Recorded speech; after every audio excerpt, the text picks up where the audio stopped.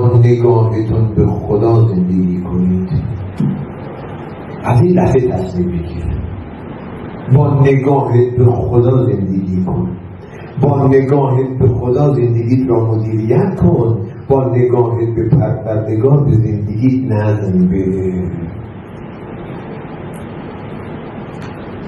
من به عنوان معلم، به عنوان مدیر، به عنوان مربی قرآن دیگه نباید نگاهم به حقوق باشه یا اسمم یا نامم یا شهرتم یا کسی از من تعریف و تمجید کنه. با نگاهم به پروردگار باشه. اینجا دقت بفرمایید، وقتی نگاه من به خدا معطوف شد، وقتی من با نگاه به خدا زندگی کردم، وقتی من با نگاه به پروردگار زندگی نظم دادم، وقتی من تمام تعامل و رفتار و اخلاقم بر اساس نگاه به پروردگار تنظیم شد، اتفاق مبارک تو زندگی من میفته.